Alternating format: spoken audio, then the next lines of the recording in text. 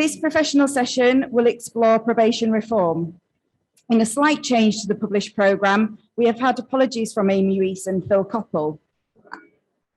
I understand that Amy has sent a message for members with Jim. We're also being joined by Helen Schofield, who is the Acting Chief Executive of the Probation Institute.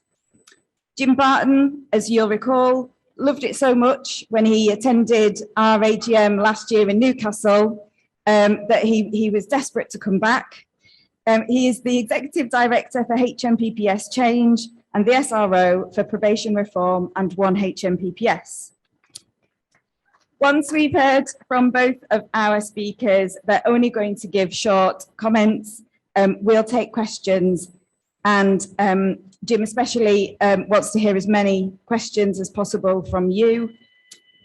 So we'll keep opening remarks brief to allow for that. So first, I'm delighted to introduce Jim Barton, Executive Director for HMPPS Change.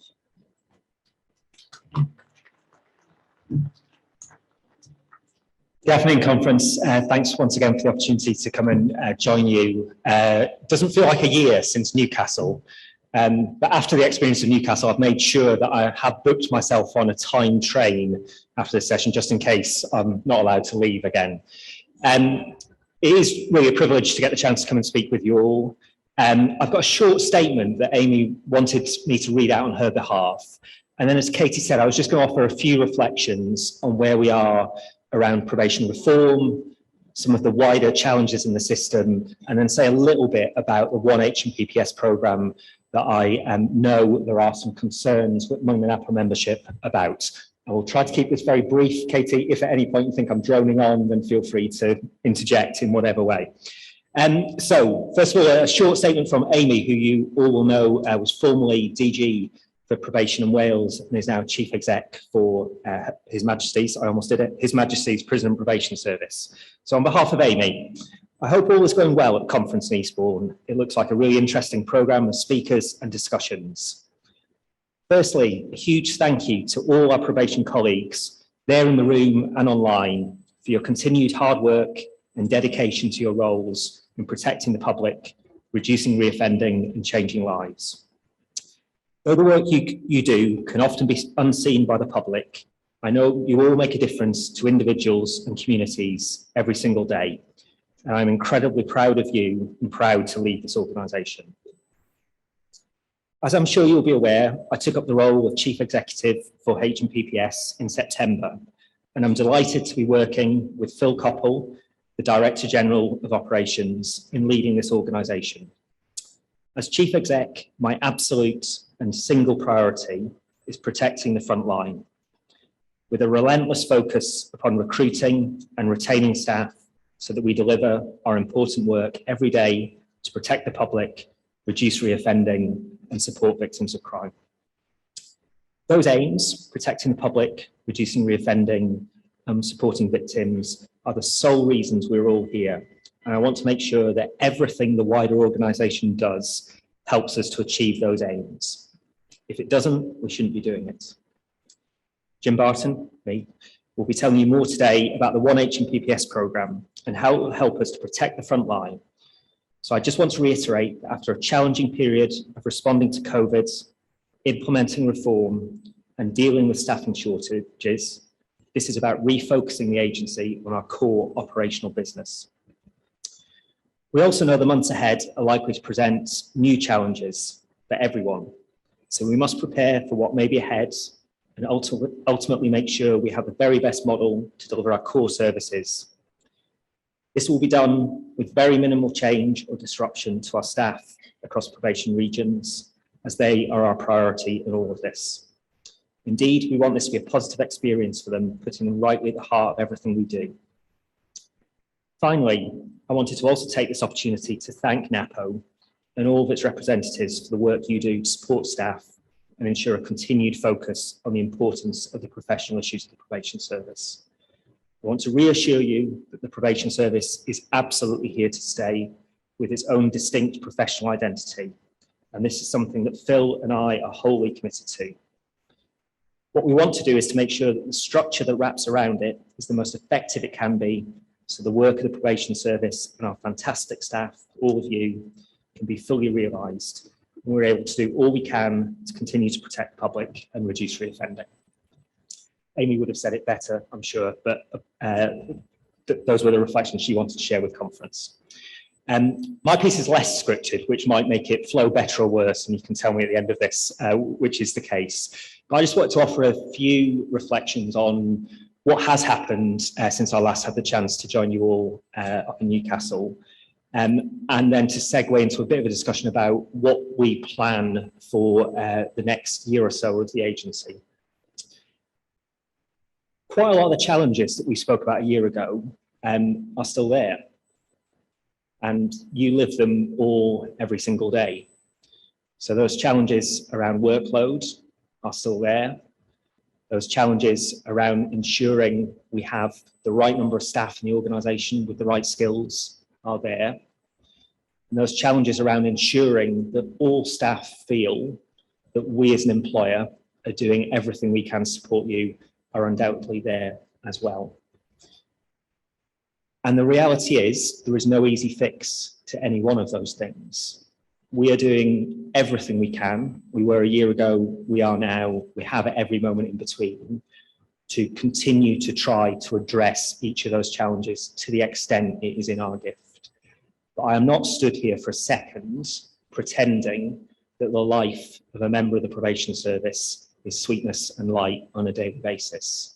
We're living in challenging contexts, whatever role you do in whatever organisation.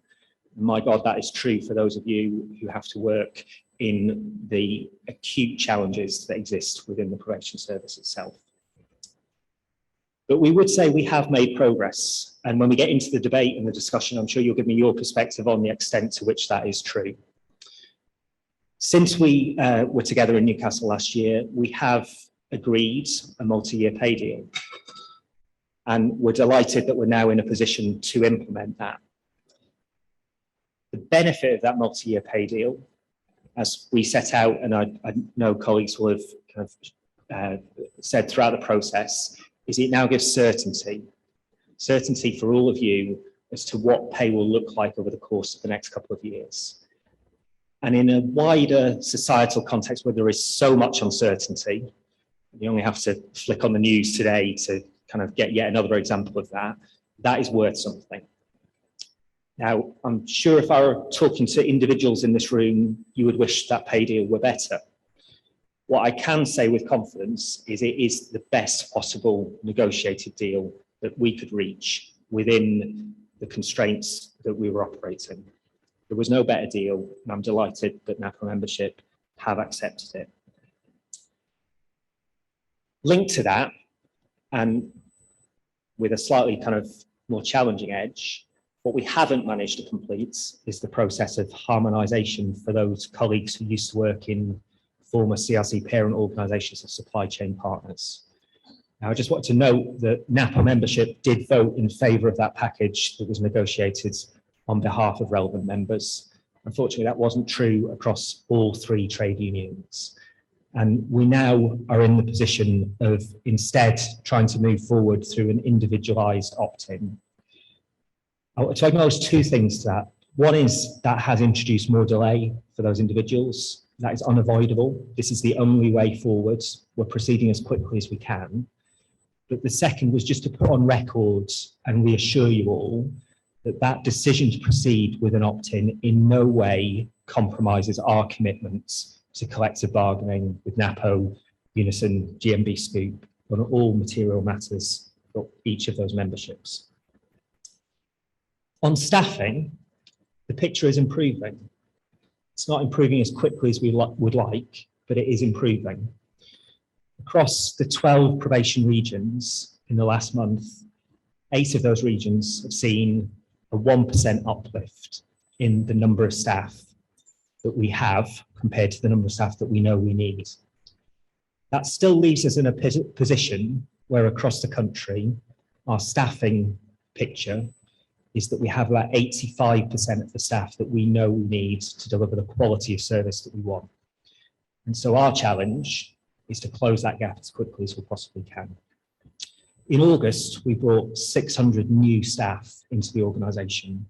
And I know in Newcastle, I was rightly called out for constantly focusing on PQIPs, and it's all about PQIPs. But of those 600, about a quarter were PSOs, about a quarter were case admin. And we're continuing to push large-scale recruitment into all of those main grades of staff. Some of you may be wondering, maybe speculating, maybe worrying about what the announcements made before summer around the future of the civil service in numbers terms. So something that we refer to as Civil Service 25. This was the statement back in June that the administration of the time, not today's administration, the administration of the time wanted to reduce the civil service by 20% by 2025. And of course, since then, we've had lots of other things that we've all probably sat awake at night on our sofas, watching the news, thinking this is a little bit worrying in terms of what's happening to the wider economy. We are anticipating that the next couple of years are going to be difficult. They're going to be difficult from a wider fiscal perspective, a financial perspective for all aspects of the public sector. Our job, and this was the message that Amy was trying to communicate through her statements, our job as managers, as leaders in the organisation, is to do everything we possibly can to protect the hard-won investment in the probation service that we secured only a year, 18 months ago.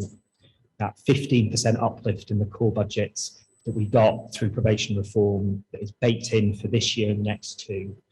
And our single focus, Amy's single focus, is holding on to that money and translating that money into more staff, better paid staff.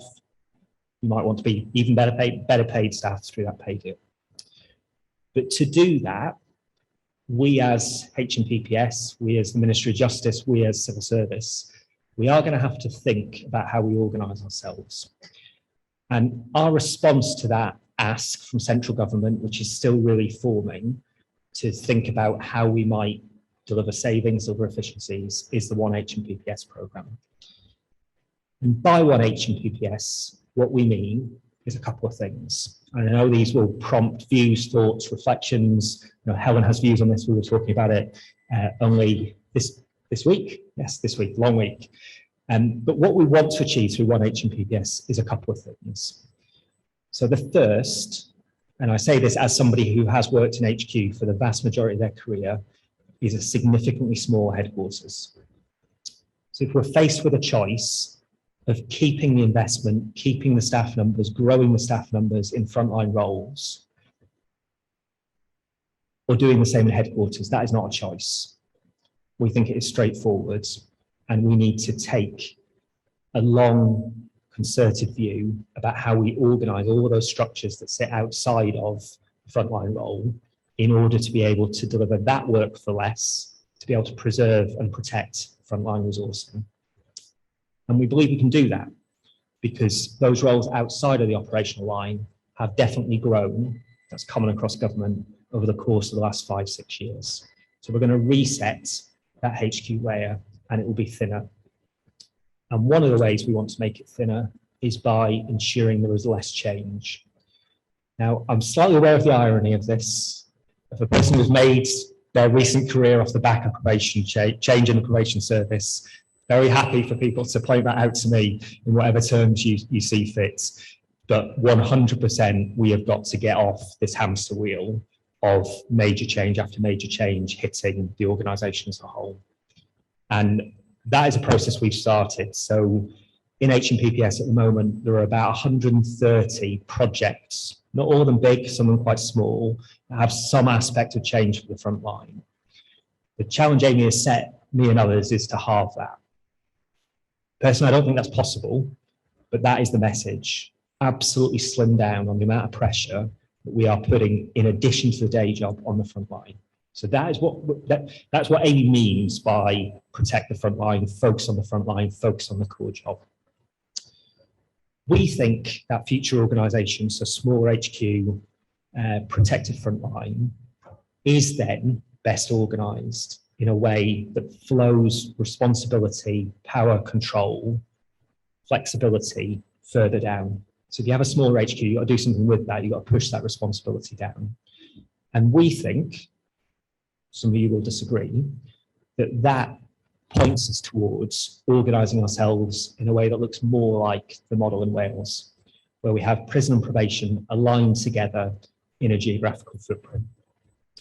As Amy said, that is not the homogenisation of probation to prisons, prisons to probation.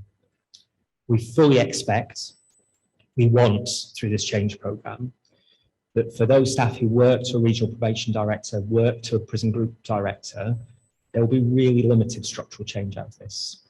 This is about creating the conditions where they have more flexibility to organise themselves differently, to focus on local priorities, and to do that without the same level of central control that we have today. So that is the intent. The first OneHMMPPS has started, so we're currently doing a review of all functions that sit in headquarters. We're planning to make some proposals in the next month or so about some initial changes. That will be very much just a first set of adjustments. I think it's probably summer next year before OneHMMPPS, unless you work in one of those headquarters roles, means anything to you. And I say that as a good thing.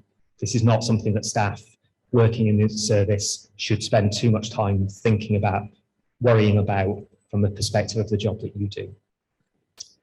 I'm going to pause there. I just want to say one thing, which is just to acknowledge the last few years working with Katie. Katie has been fearless in all of those conversations we've had. She's been a massive proponent on behalf of all of you as the membership. Should be very sorry to lose her, other than you've got a fantastic replacement in the form of Helen, but just want to say I was going to say a pleasure. I'm not sure, Katie, that is actually the word, but it's been an experience that you've done Napo proud. So thank you.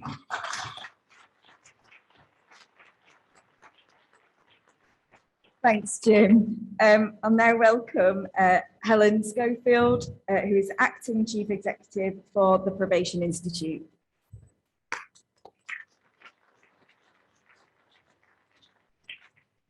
Thank you, Katie. Well, quite a long time since I did this.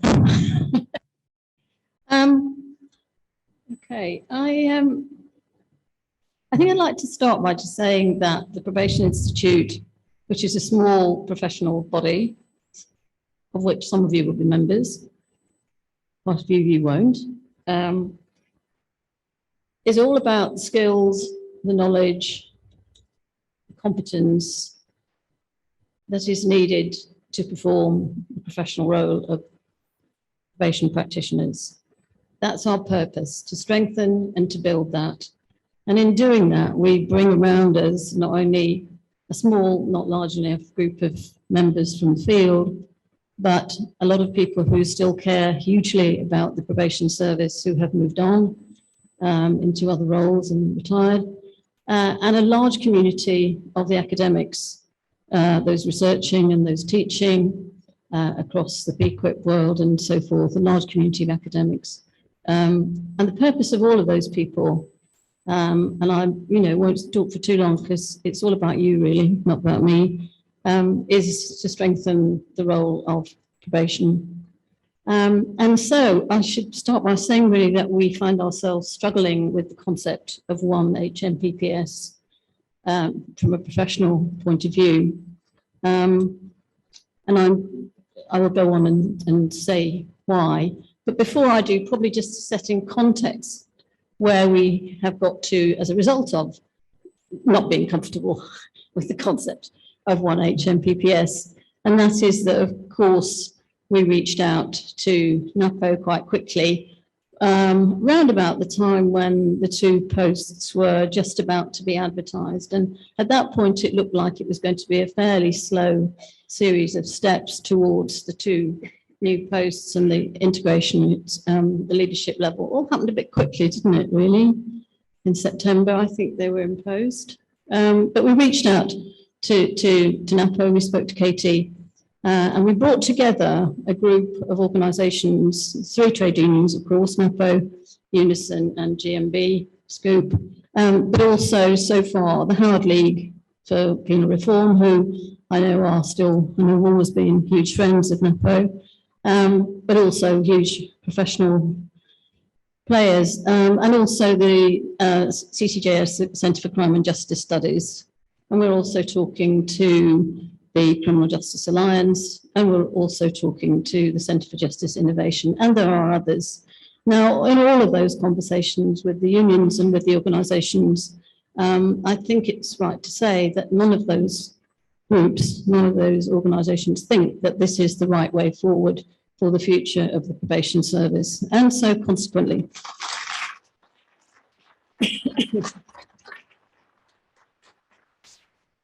so we produced a statement, which hopefully some of you have seen. There are some copies of it on the table over there, and it sets out the arguments. It's an open statement. But subsequently, we've written a letter from 6 of the organisations that I just mentioned. We've written, the letter's gone this week to Brandon Lewis, the Secretary of State for Justice, copied to Rob Butler, of course, the Prisons and Probation Minister. How long they'll be imposed for, I have no idea, but anyway, can but try. But the letter's also gone, and I think this actually is more important, and perhaps today we're increasingly seeing the importance. The letter's also gone to the shadow team, to Steve Reed, the Shadow Justice Secretary, and Lynn Brown, the Shadow Minister for Prisons and Probation. And I think that the work starts now to build a view in the shadow team for an incoming Labour government to really have a proper look and review this. And there is no such thing as not changing your mind, is there, anymore? So I think, you know, don't let's think that this can't be reversed. It can. It's a modest thing to reverse, actually, compared to some.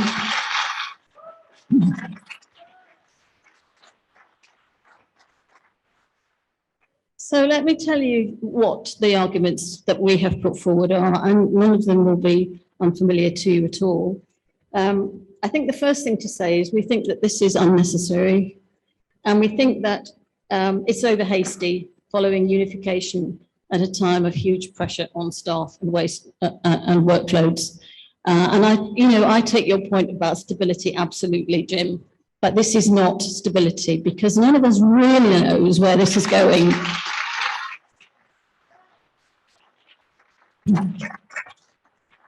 So I'm afraid maybe I've been in this game too long, but cynically I come from the position where OneHMMPS looks to me like OneHMMPPS.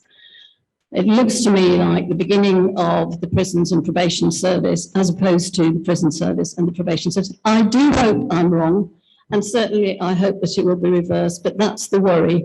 And that's why I think it's too much, the wrong time, and indeed it is the wrong thing. I don't think this is the right way to save money, is it? A former officer of Napo, Mike McClelland, who was a director of the Probation Institute until very recently, wrote a wonderful email to Amy Rees, and he said, you want to save some money, you could just close a few prisons, couldn't you?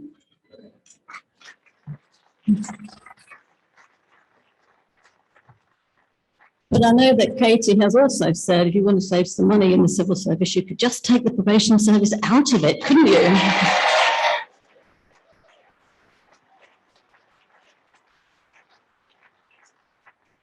Because this is also about the location of the probation service within the prison service.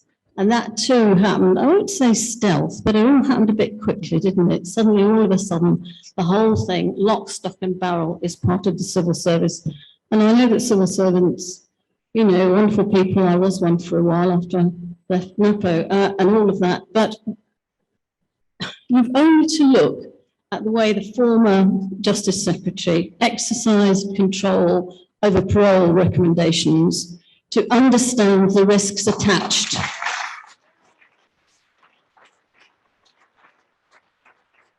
The risks attached to a professional group of professional people being controlled through executive decision making. And that's what happened. And I don't think, I may be wrong, correct me, I don't think that that has yet been unravelled, even to the extent that the court asked for new guidance to be issued. So we have a real problem about a probation service sitting in an executive arm of government. And the biggest problem for me is that I don't see how you can get the probation service close enough to communities, and it never has been, as close to communities as it needs to be, as long as the executors of the activity of being a probation officer are civil servants. So it's not easy to immediately point to where the probation service would be if it wasn't within the civil service. It's certainly possible to point to something like an arm's length body, an executive body, and that certainly would be preferable to the whole thing being in the civil service. You could look at local government, but nobody wants to be subject to the financial constraints that local government has been subject to in the last many years anyway. So it's not an easy question, but it is not the right place to leave the probation service within the civil service.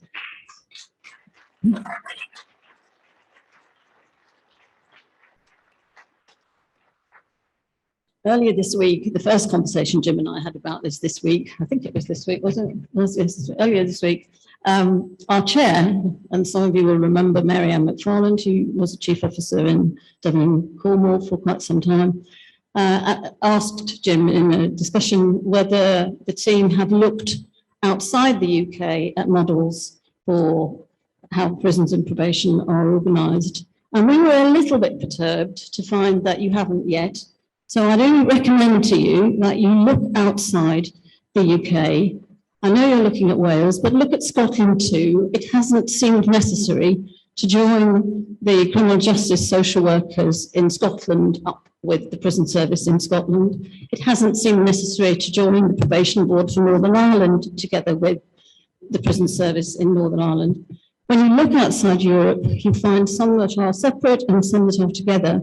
When you look at those that are together, two things occur to me. One is that they're very much younger services and organisations, and therefore they don't come with the baggage, if you like, and the history that makes prisons and probation joining together in England and Wales at the moment are more difficult and are much more unacceptable, in my view, bringing together. That they, if you look at places like Estonia and Croatia, they have created probation services and prison services joined up together from something very, very young and differently thought out.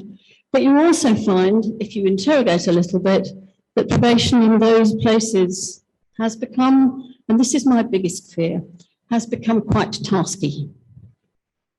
So you find probation officers talking about the importance of the probation officer being able to find out if there's an address. Is it a stable address? Who else is living in the house? Is there electricity? How much is the rent? Can it be paid? This is not why you have a probation service. And if that's the role that you end up with the probation service playing in partnership with the prison service, it's not this probation service, it's a different one.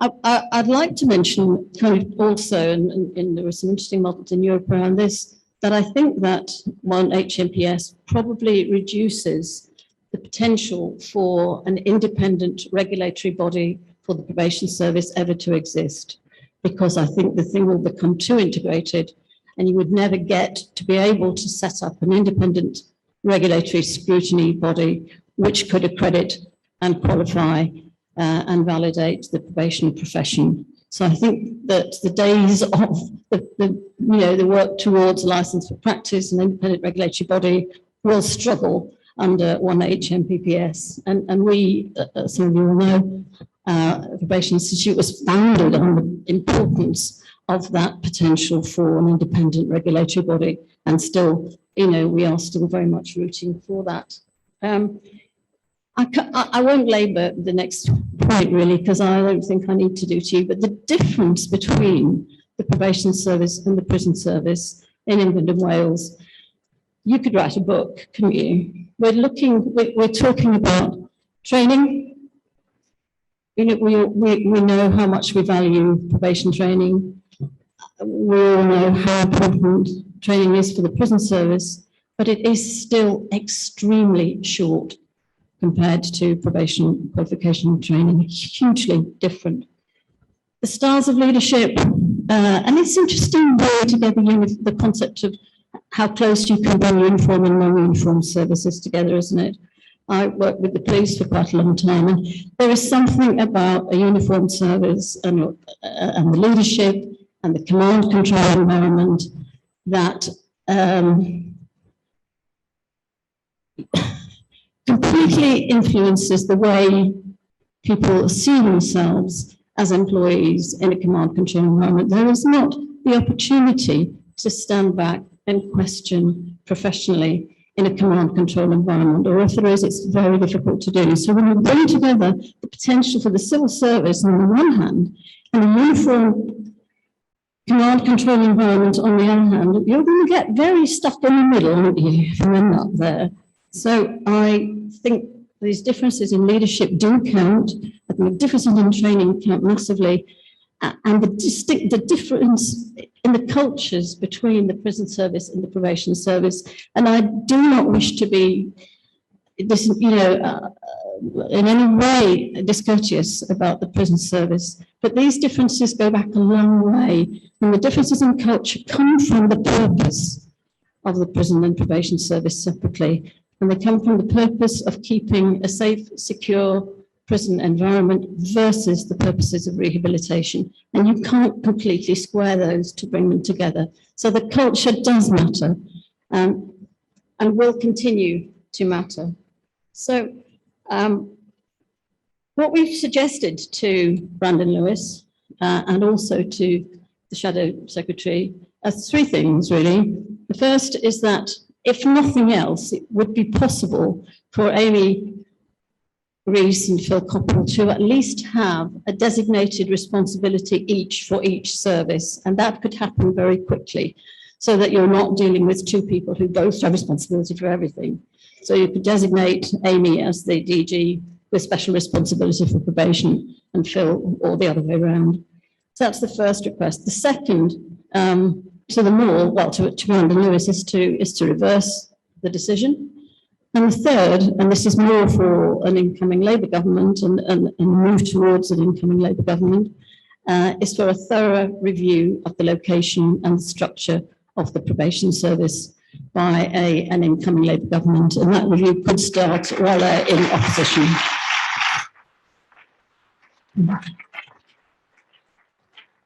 And for me, that's probably the most important step of all of this, is that we get the opposition shadow team actually round a table and start to talk to them so that they understand what their responsibilities will be, hopefully in 2 years' time, but possibly in a lot less. Thank you.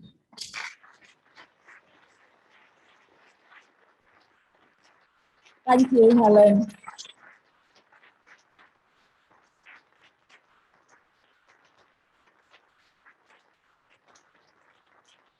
Okay. It's going to be over to you now, but as we move into questions, if you're in the hall and you wish to ask a question, please move to one of the standing microphones on either side. When we're ready to take your question, I will ask our wonderful technical team to turn on the relevant microphone for you. Please don't start talking until I've asked for that, otherwise we might not hear you properly. If you're joining us virtually, please use the chat function in Zoom. Please do not raise your yellow hand, because it really delays the process and it makes it more difficult for us to bring you in. Keep questions short, and if you're joining us virtually, type them into the chat, and it would be helpful if you say whether you want to be brought in to verbally ask your question, or if you're content for us to read it, in which case it'll appear by magic in front of us, and I will read it out so that everyone hears it. So I can already see queues forming, which is excellent. And I will try to alternate if there are any questions from virtual joiners with in the room. So please be patient. We've got plenty of time. But if you keep your questions short, you will hear more of an answer and more people will be able to ask questions too. So I'm going to go with the shortest queue first. So the standing microphone on my right needs to be switched on, please. Hello. Chris Pearson, Essex, now Jim. An ancient Roman said, "We trained hard, but it seemed that every time we were beginning to form up into teams, we were reorganized. I was to learn later in life that we tend to meet any new situation by reorganizing, and what a wonderful method it can be for creating the illusion of progress while actually producing confusion, inefficiency, and demoralization." That's what we've seen.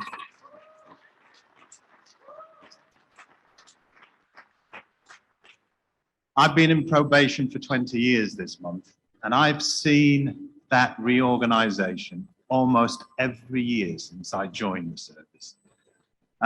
There are two things I want to ask you. Following unification, why is Her Majesty's Inspector of Probation actually inspecting probation until this restructuring has been completed? And secondly, when we talk about frontline staff, as a former employee of the MPS, I worked in a division where the HQ of the division was relatively lean. But now that we've gone to unification, that seems to have grown like Flopsy and Topsy. So again, why aren't we investing in the front line rather than the overline stuff? Thank you, Chris. I'm going to go to Jim first on that one. Yep, just slide your button until the red light comes on. Perfect. First of all, Chris, wherever you've gone, fantastic quote. I'll have to dig that one out. So on your two questions, so on HMI probation, it's absolutely a valid challenge. And the validity of that is emphasised by our response to those HMIP reports. So, we as the probation service, your regional probation directors, others, we all are arguing hard that the conclusions they have reached have to be read in the context of the amount of change the organisation has gone through, that for certainly those early inspections, the caseload predates unification, and they were drawn from a time when we were still in the midst of COVID and the restrictions associated with that. So I absolutely understand where the question comes from. There are caveats that we are all attaching to the conclusions you draw from those HMI reports. But we deliver a critical public service, and there's a legitimacy in us all being subject to that form of independent assurance. Now, there's dialogue on a frequent basis between ministers and the chief inspectors, between Amy Phil and the chief inspectors, but fundamentally, we need to expose ourselves to that level of scrutiny and challenge. They exist to provide the public at large with that confidence or not. Do I wish we could wave a magic wand and press stop for another 6 months so that we could start to see some of the changes in bed and therefore expect more positive results? Of course, as a partner, we can do that. We have an independent inspectorate, they have a right to inspect. But I understand where the question's coming from. And on the second piece, sorry, I'll try to be shorter. Second piece around frontline. So again, valid challenge. So all of those structures that we created, so heads of corporate services and their teams, heads of community integration, were developed with regional probation directors based upon the resource they felt they needed to manage this new system. And interestingly, the argument that I hear more often is that they need more of that resource, and it's good to get a counterpoint in the hall today. We definitely want to minimise change below regional probation directors, including those teams, but I hear the point and will definitely give it some thought as to whether we should be thinking about those kind of corporate structures and regions as well. Thanks, Jim. Anything you want to comment on that, Helen?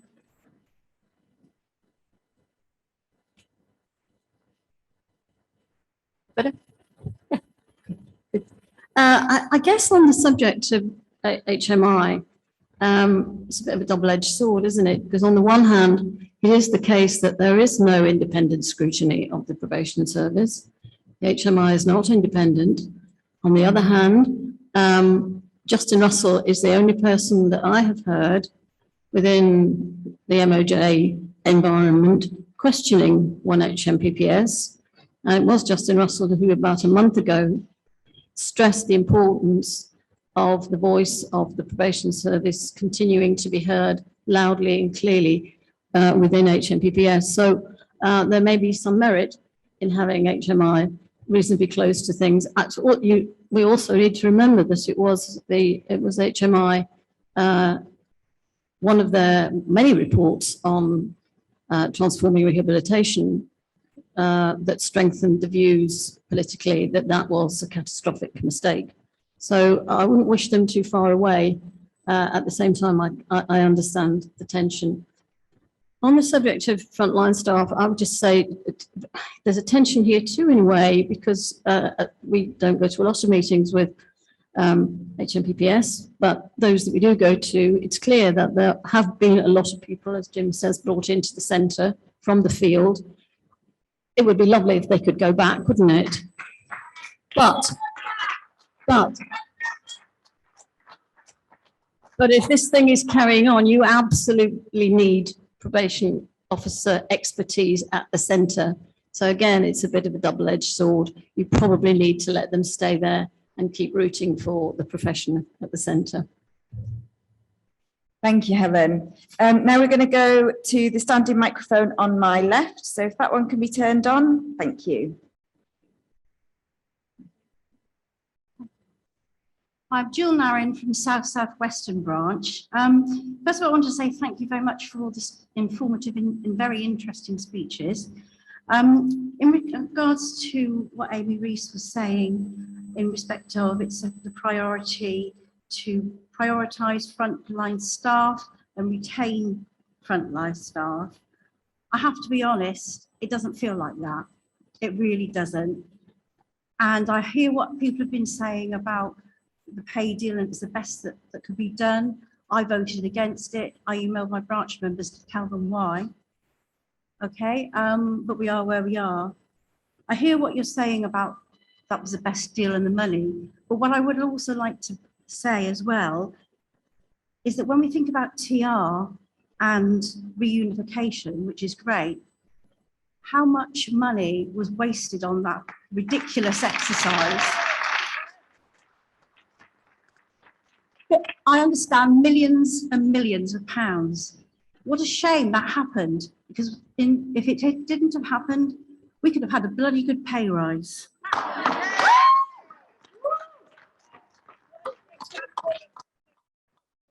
Okay, so there's that point.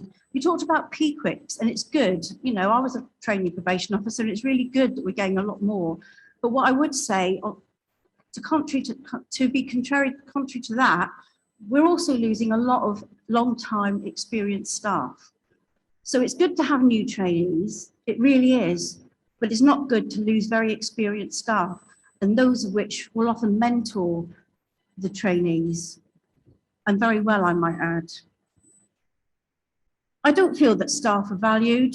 I don't feel that we're prioritised. When we think about the attendance management policy, which is absolutely draconian, it doesn't feel like staff are valued when they're going through that process, and also SFO process, I might add. With the pay and the workloads and the short staff, my perspective, I can't speak for anybody else, but my perspective is I don't feel valued at all. I'm seconded to Yacht, and I've said it before, but in that team, it's a totally different culture. I feel valued, supported. I feel the service has got my back. It was a real culture shock, and I only wish it could be like that.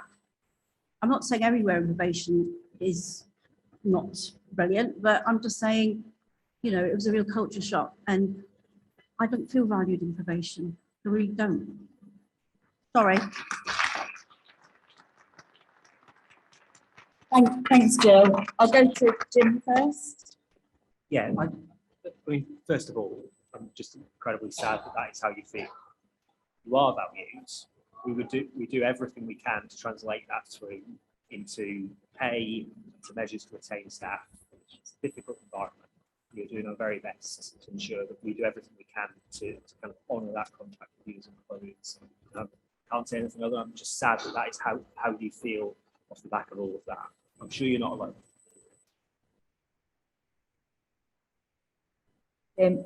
Helen. I don't want to say anything about the pay deal or anything like that. On the question of feeling valued, I can completely understand why it's difficult to feel valued in the probation service at the moment.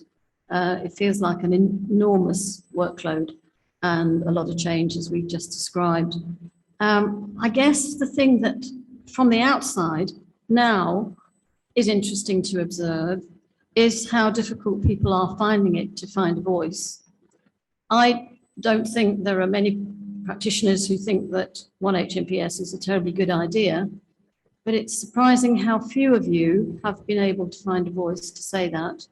Now, that may be because of the constraints of the civil service, or it may be that it's just, you just haven't got the time and the energy to say these things. But you have to find the time and the energy to say these things, because if you don't, nobody is going to say it for you. You've got to be, so in a sense, the value, you have to value yourself enough to shout about this. Thank you, Helen. Go back to this side, so the standing microphone on my left needs to be switched on, please. Thank you, Katie, and hello, Jim, and thank you. Carol Doherty from the East Coast branch. So many things to say, and I've got to say very few, very quickly, but very succinctly. So, Jim, you talk about saving money, but we need to make sure that we keep the public safe, because that is our priority in probation service. And following that is keeping our staff safe. And part of that is about the training we afford to our staff, the expertise and the experience they bring. So collaboratively, we all work together.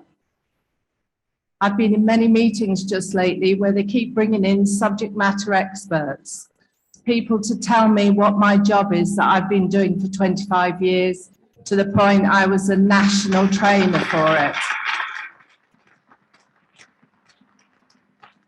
One way of saving money would be to introduce the subject matter experts, who are all of these people sat here doing the job they do day in and day out at the very beginning of proceedings, not when decisions have been made. And the example I will give for that is the changes, more changes to our programs team, where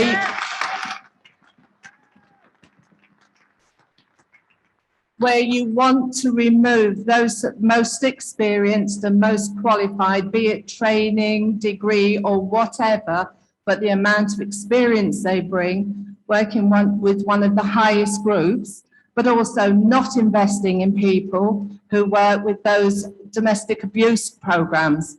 We need to have the money and the investment in the staff, but more importantly, having the staff there at the beginning. And I'll finish now just by saying, save all the stress, save all the worry, and take probation out of the civil service today.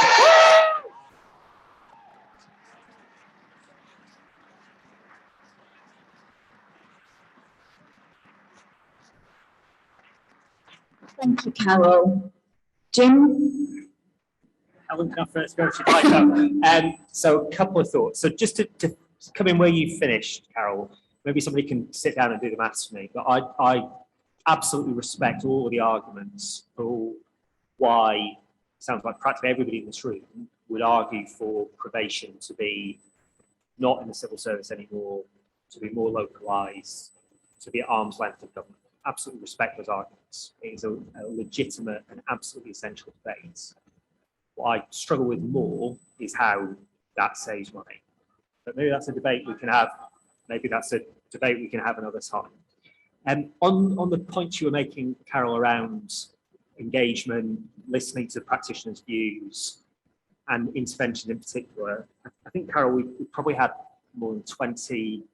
I've lost you wherever you are now, Carol. Sorry, I don't know where. There you are. I think we've probably had more than 20 discussions now with you and colleagues around those proposed changes to the interventions model.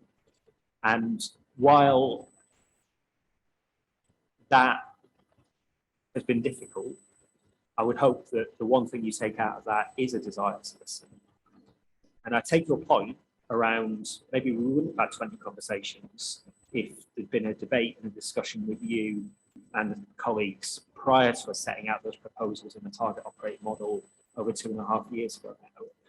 But what I absolutely would hope you have experienced through those discussions is no shortage of a desire on our part to listen to you and other colleagues around that model and how we might go about either changing it or implementing a version of it. On the point around listening to you all as subject matter experts, and I absolutely agree with that definition. It's literally true, isn't it? If you do the job day in, day out, you are the subject matter expert in it, categorically. The slight defensive reaction I'm going to have, though, is it goes straight to the comment that colleague was making over there before around pulling staff out of the front line, whether that's full-time or part-time, into HQ roles is something that we then also get beaten up for. So we're constantly trying to strike that balance of minimising displacing staff out of the front line into those change programs. If I had my preference, we would have far more practitioner resource in those headquarters teams, to the point that Helen was making earlier, that strength of voice is so important to set in the right direction. There's a balance to be struck there. Thanks, Jim. Helen, is there anything you'd like to add to that? Not really. I suppose the question of where you get your savings from is a tricky one. If you take the probation service out of the civil service, at least you could get your civil service 2025 savings. We appreciate that the money would still have to come from somewhere. So it's a kind of cheap shot, really, isn't it, to say you could do the 2025 savings by taking the probation service out of the civil service, but you could. And that's the key saving requirement that is on the table at the moment. I expect by tomorrow there will be massive other cuts in public services, however. That's Thanks, Helen. I'm going to take one more from this side, and then I know I've got a couple over this side, but the queue was there before you stood up. So I'm going to one more from the my left hand side, and then I'm coming to you. Yeah, Richard Clark, Chair, Kent, Surrey, Sussex branch and Disability Specialist Rep. When is HMPPS going to do anything but give lip service to being an equality aware employer and undertake their safeguarding duties to staff? So that's the question, and I'll give you a little bit of context. There's massive infrequent use of workplace adjustment passports. There's virtually no training for SPOs on how to do them. They're asking the wrong questions of OH, and they're doing the wrong referrals to OH. That does not support staff with disabilities. We've got an OH provider. We've got an OH provider that's not fit for purpose.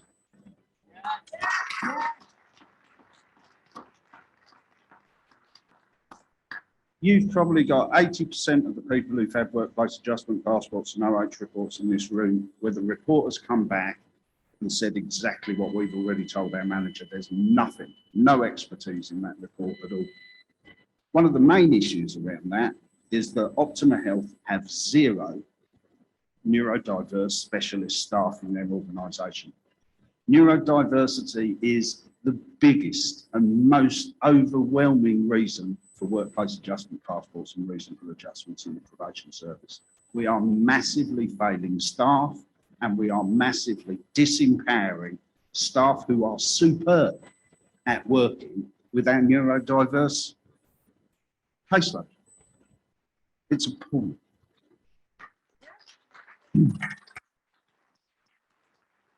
Just give you an aspect from modules.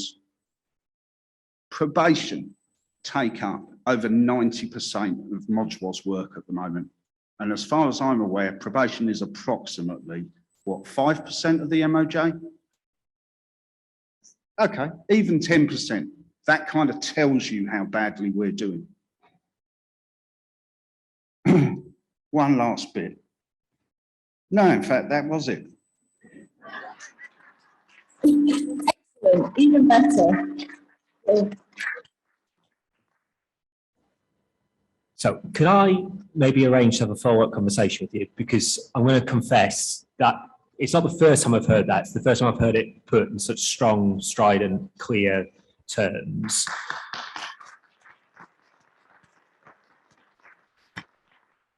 And we're not doing ourselves a service if we're not training our managers, line managers, to be able to support staff through this process, because it just creates stress for everybody involved in that process. And I might speculate probably ends up creating far more management challenge in terms of where we then go with that. So I'm genuinely not trying to fob you off with this in terms of not answering the question. I know I'm not answering the question, but if I could arrange to have a follow-up discussion, it may be, Katie, this is something that's already kind of very, very firmly established in a conversation with the employer, but I'm very happy to kind of get involved and insert myself in that. So. Thanks, Jim. Helen? I think this is a conversation for a big conversation also, but I would say that this is exactly the kind of thing, if there were an independent regulatory body, there would be expertise within that body that would be able to identify some of these problems from an external perspective, because I do think external scrutiny around the probation service is critical. Thank you, Helen. Okay, I'm going to go over to the microphone on my right, please. David Masterson, uncivil servant, London branch. There's a reason I call myself an uncivil servant. I've been around the block so many times, I fear they'll name it after me. I've been a prison officer, I've been a probation officer, I got privatised, I resigned, I became a temp, and now I'm back in the public sector as a substantive probation officer. What I'll say is this: as a prison officer, I get a civil service package. I got better pension, better terms and conditions and pay. As a probation officer, I don't get any of that. I just want to sort of make a few corrections as well. You said that we live probation. It feels like we're enduring it. I've been working in this job for 14 years. This is rock bottom. This is the worst I've seen it. In 2014, privatisation was pretty damn crap. This is worse. That's something that should send red flags everywhere. As for the pay rise, it's an insult. I'm offended, I really am. But I'll say this. In the CRC, we didn't get pay rises in line with the National Probation Service, so I'm 3% below my MPS colleague. I've come to the Probation Service. What do I have? A competency-based framework I didn't even vote for. What are you doing to us? How is this unification? So you've got a very disgruntled workforce within the CRC in this unification business. But what shocks me, I've been touched by privatisation. I love it. The private sector does work sometimes. Exit interviews, 360 reviews, 4-day working week. I mean, you don't have to give us a pay rise, but give us something if you want us to survive this rubbish. Thank you very much.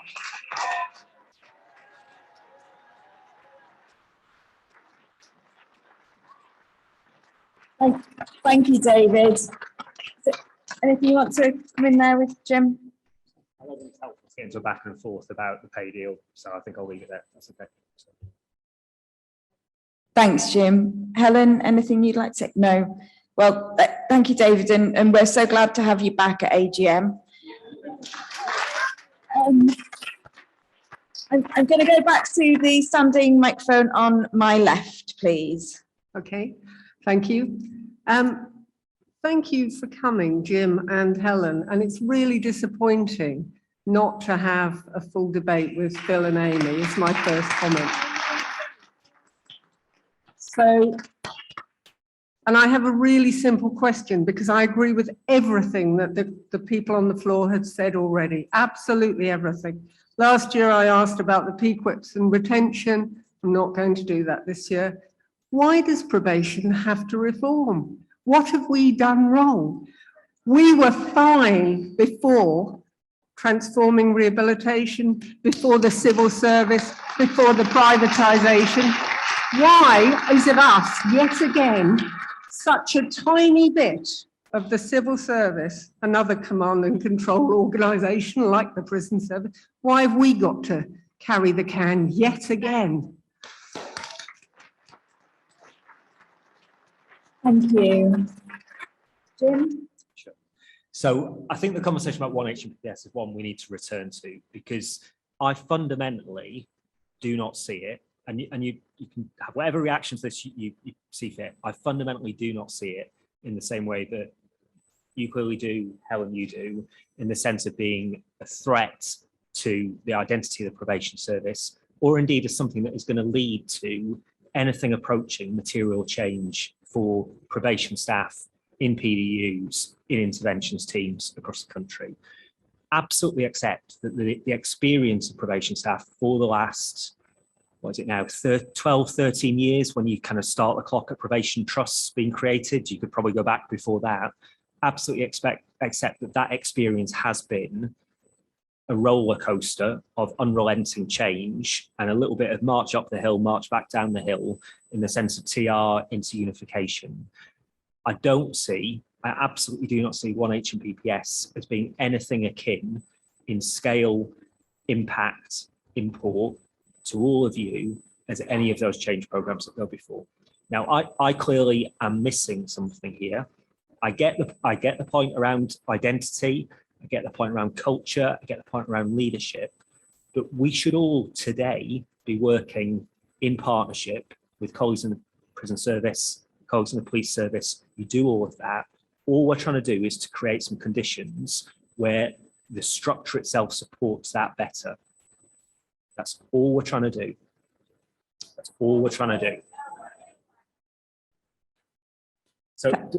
So we should find a way of carrying on that conversation, Katie, because Definitely. Absolutely, there is, I just want to be really clear on how far apart we are in our perception of what that change means to you, as you clearly are as a membership. So we need to find a way to carry on that debate. Absolutely agree, Jim, and it will be a very important discussion that will go on for some time, I'm sure. Helen, is there anything you want to add? I used to think that it would be okay, this kind of thing, because probation service would always punch above its weight wherever it went. I don't think that has proved to be the case, unfortunately, and that's not about the practitioners in it. It is partly to your point about why keep changing it, because actually you can't punch above your weight if you keep being moved around from place to place. And I think, and I've been saying this for a long time, it all seemed to me that the probation service was easy to kick around, small enough to move. If you want to have an ideological experiment with something in government, you could pick on the probation service, couldn't you? Because it's not too big. And they, we can have a go and change something. And oh dear, we got it wrong. Let's change it into something else. Now, maybe if it all merges into the prisons and probation service, then it will be very difficult to kick it around. Perhaps that is one strong argument in favour of OneHMMPS, but it's about the only one that I can see. So the history of this is partly about, because you can, I think. Why keep changing it? Because you can. It has to stop. And actually merger is not the right way to stop it.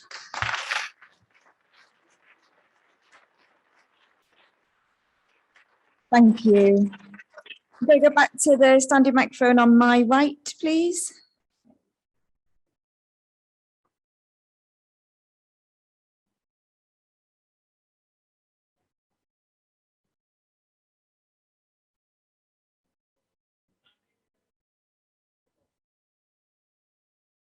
We just turn up the microphone a bit on the right. Go. Right. Oh, there we are. Right. Hi. Afternoon, everybody. My name's David Nash. I'm a probation officer from King's Lynn in Norfolk. I'm also the branch chair of the East Anglian unit. I was also sold off to the CRCs, and I think the last conversation I had with Jim was when I was requesting what is happening to my 20-year medal. So I've now been here 21 in December. That was going to be one of my original questions. because it's about reward and respect. And at the same time as when MPS people got their 20-year medals, who I was sitting next to, we all joined in 2001. I didn't get mine because we were sold off. But what we've been talking about more significantly since we've been standing here is actually what we were all trained to do 20 years ago, which is about reflective practice, about being a reflective practitioner and thinking about what we actually do. And what have we learned from the CRCs? What we've learned is that innovation and privatization doesn't actually work, because we can't be turned into a profit-making organisation. And what I see now, quite disappointingly, is lots of the things that we did when we were CRCs, some bits and pieces were okay, but we're carrying on doing a lot of the things that perhaps weren't that good. And we're now stripping spaces out of our offices. We're now ending up with not even a request to take your laptop in when you actually see a POP, which is what they're currently called. You have to take your laptop in and you have to do your CRISA log in front of them. So how are we now actually engaging with the offenders, prisoners, people that we actually work with? So where are we going with all this? I think change has gone too far. I think it's time that we actually stopped. We actually look to see where we actually are, and we regroup and say, actually, we were successful before TR. We don't need laptops going in front of people on probation, because the reality is that somebody will be hit over the head with one fairly soon, or somebody will be strangled by the cables. We tried that in the booths in Sodexo and it didn't work. I think the next thing that will actually happen is there'll be a massive breach of data protection, because we're now being moved into much smaller desk spaces, which are only just over 1 metre wide. So when you're sitting there on the phone talking to somebody about child protection issues, the person sitting next to you, who's also on the phone talking to an offender or a POP, will be able to hear what your conversation actually is.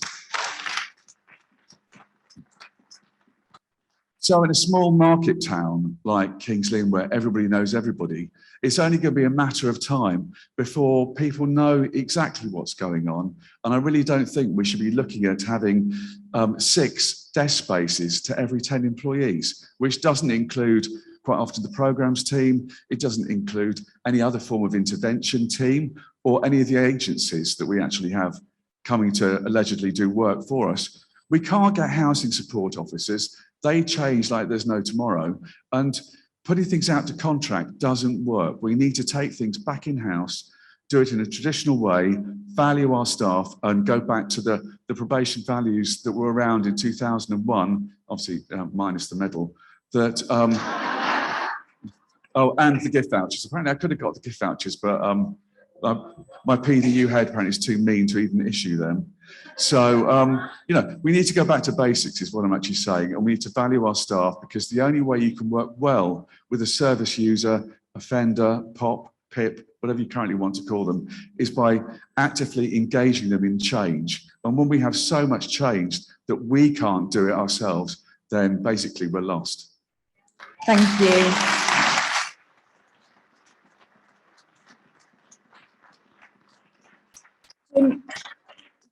Is there anything there you want to come back on? I promised you a while ago we'd never talk about medals again, and here we are talking about medals again. So a couple of things really quickly.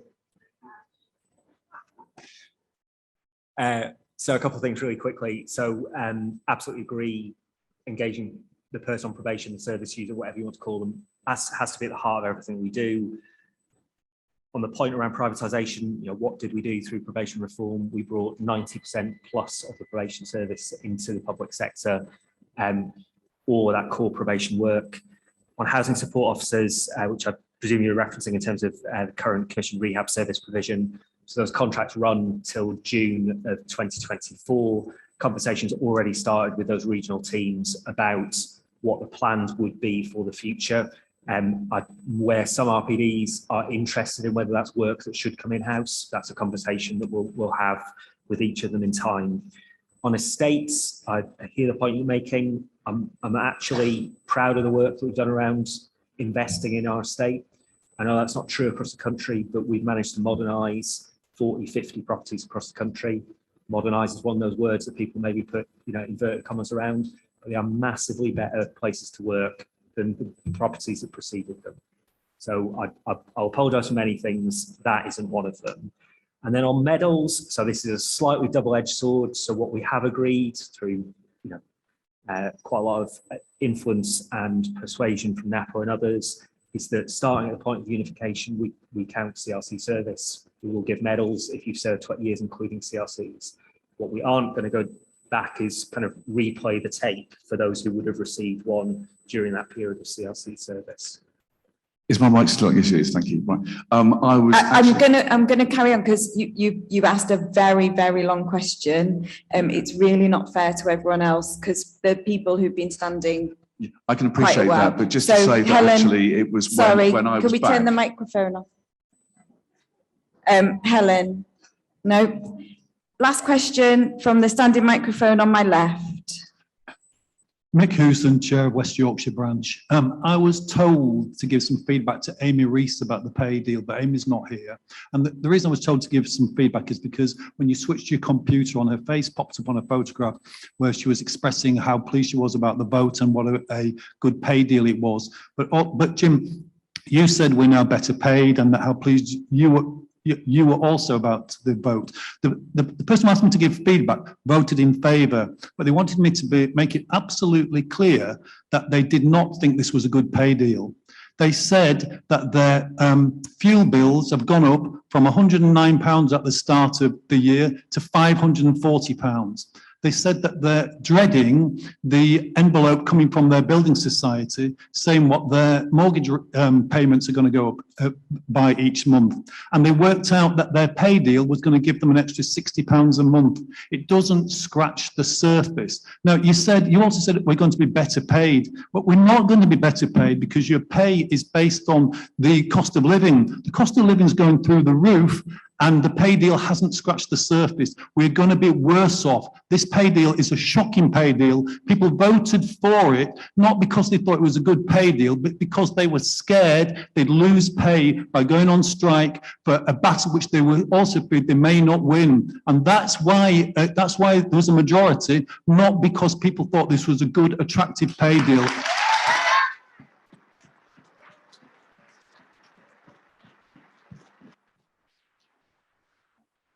And the point I want to make is don't go around telling people this makes the service more attractive. It doesn't retain staff. Staff are struggling. They also told me that they're not putting the heating on. They're sitting in their homes. We're not even in winter yet, really. They're sitting in their homes with 4 layers on with a hot water bottle sat behind them because they fear to put the heating on. This is the probation service. It's not okay that we're in this position. Don't talk about it being an attractive pay deal. Don't celebrate the fact that we voted for a three-day pay deal. Acknowledge that we are badly paid and we're suffering. Thank you.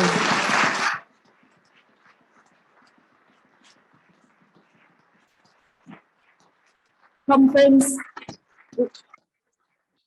We have run over time already, so I'm going to invite both our speakers to give some closing reflections and then we'll go to break. Jim? Just on the final comment, your colleague, I think, asked for that to be fed back to Amy Rees. I will feed that back to Amy Rees.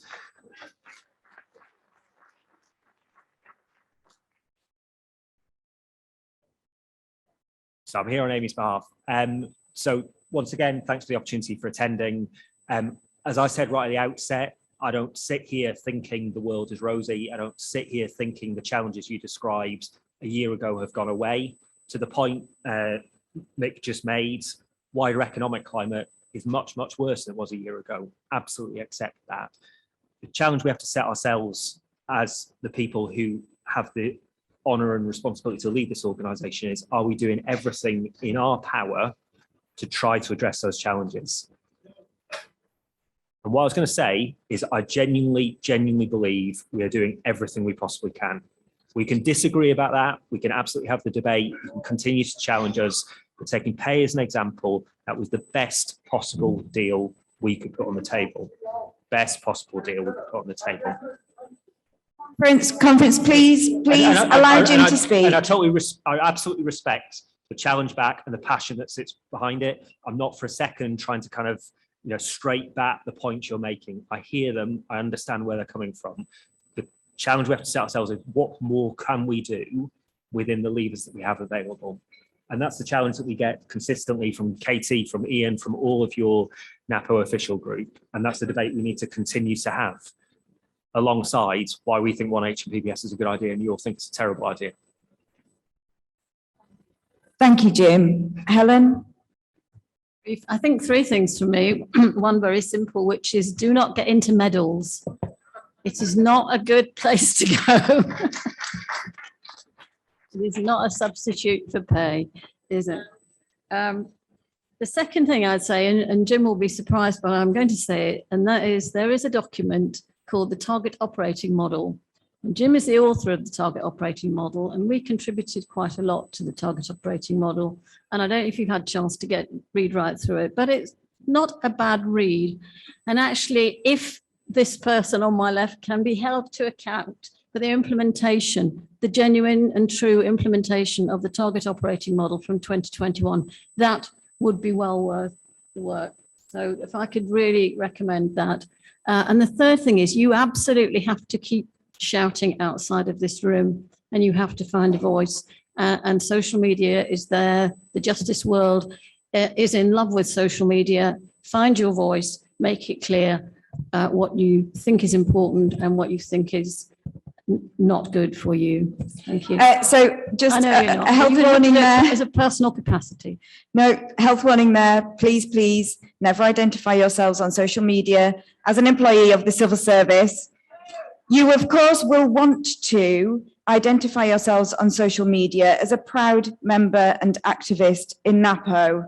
And please do, and talk on social media, in your offices, in your workplaces, and wherever you go about what Napo are doing about this. And that will allow you to find your voice and keep safe, because I'm coming back to rep work, but I don't want too many cases in my first week back. I'd like to just say a huge thank you to Jim and to Helen for being here this afternoon. And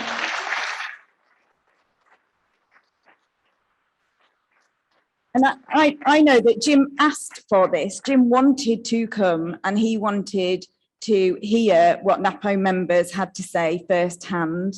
Sometimes I think that's because maybe he doesn't always believe me when I pass it on. But Jim asked to be here, and I want to express gratitude on behalf of Napo members, Jim, for always being willing to listen to us and hear what we have to say.